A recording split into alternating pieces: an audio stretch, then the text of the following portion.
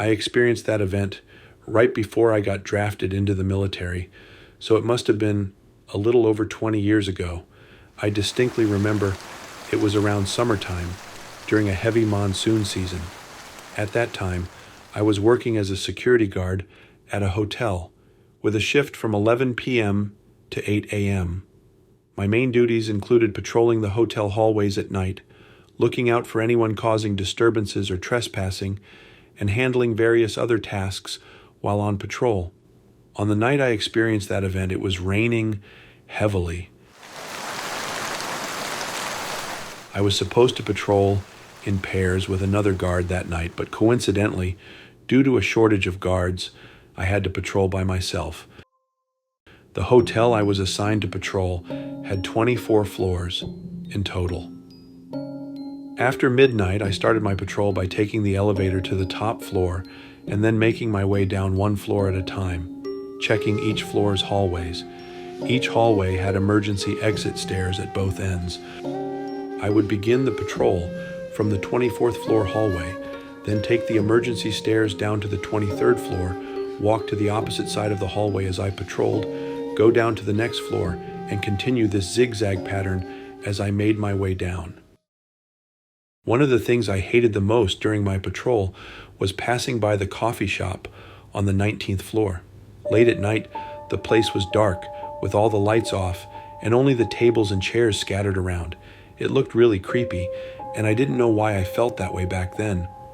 Another thing that bothered me was that when coming down in a zigzag from the 20th floor, the emergency exit staircase lights on that floor were always out. Even when I noted replace light bulb in the patrol log and came back the next day, for some reason it was always off. They said there was something wrong with the electrical wiring or whatever, but it was always dark whenever I passed by. It always gave me the creeps. On that fateful night, as usual, I was slowly walking down the stairs with my flashlight. I passed the pitch-dark emergency exit stairs, but then, when I reached the 19th floor and opened the emergency exit door that led to the hallway, there was a figure of a woman in a completely black dress, sitting with eerie stillness but politely, with a very ladylike posture, at the end of the dimly lit hallway. It all happened around 1 or 2 in the morning, a time when the hotel was in an almost dead silence. I never expected to see anyone, let alone a woman sitting there so eerily on a chair. The only people I usually encounter at this hour are the hotel service staff. Besides, regulations strictly prohibit placing any objects in the emergency exit path to avoid obstructions during an evacuation. When I saw this mysterious woman, her presence felt otherworldly, as if she belonged to a different era. I froze in place. Chills ran down my spine. In my shock, I blurted out, "Hello?" When I greeted her, she slowly turned her head to look at me, but instead of making eye contact, her gaze fixated intensely on my chest, where my tie was. A normal person would have acknowledged the greeting, or at least made eye contact, but her fixation on my tie sent shivers down my spine. This scared me so much that I quickly walked past her and moved away. My legs were trembling, but I hurriedly made my way toward the other end of the hallway, leading downstairs. The hotel's hallway wasn't straight, but curved, so after passing a certain point, you couldn't see the end of the hallway because the line of sight was blocked by the curved wall. I walked quickly to get out of her sight. When I reached the corner of the hallway, I cautiously peeked back to where the woman had been sitting. As soon as I looked, I swore she was gone. The hallway was so quiet that one could hear footsteps or doors opening, yet there was no sound of either as the woman vanished. I was too shocked to continue my patrol and hurriedly took the elevator. On the way down, I pulled out my radio and reported, "I just saw a ghost," in a panic. Upon reaching the lobby, I frantically informed my supervisor and team leader about the sighting. My team leader looked at me with disbelief and was about to say something, but my supervisor quickly intervened, instructing us to go back up and investigate. However, upon returning, there was nothing there.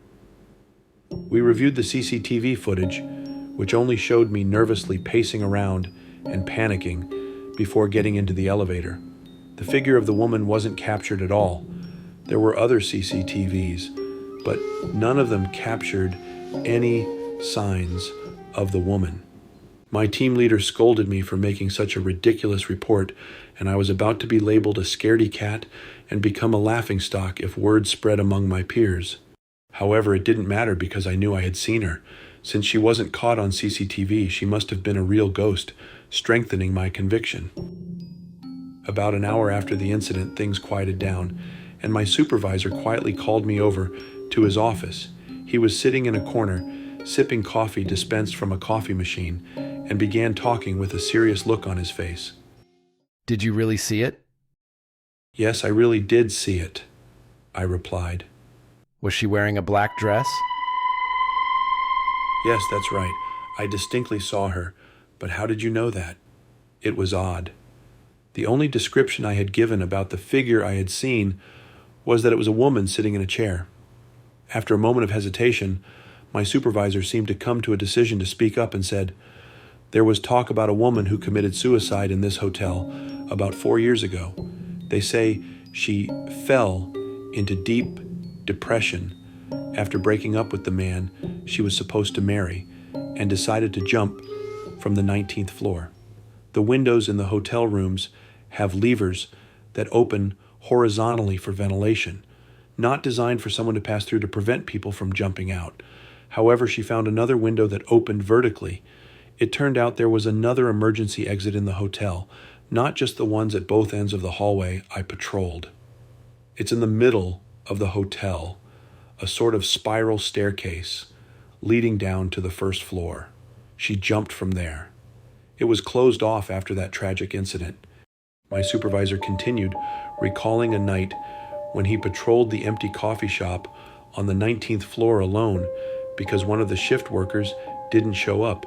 It was the same coffee shop that always gave me the creeps. As he walked past, something caught his eye in his peripheral vision. He turned to look and saw the figure of a woman in a black dress sitting on a chair by a table. When he noticed this unusual sight at that hour, he quickly looked away, stared straight ahead, pretending he hadn't seen anything, and kept walking. From above the table, the woman appeared like a normal person, but below it, where her legs should have been, there was nothing visible, only the legs of the chair. He believed it was the ghost of a woman who had died, and he advised me not to tell anyone about it because he feared it might unsettle the other guards and interfere with their duties. After his account, 2 thoughts crossed my mind. First, I was relieved that I wasn't crazy. What I saw was the ghost of the woman who fell from the 19th floor. But at the same time, I felt scared and anxious. I had to continue patrolling there every night, and there was always a chance I might see her again. It was too creepy and frightening. I decided to quit my job immediately. Many months later, I learned that the incident was reported in the local newspaper. It was a tragic accident where the woman jumped. Even though many years have passed during rainy monsoon seasons like now, when I think about that woman I saw that night, it sends chills down my spine.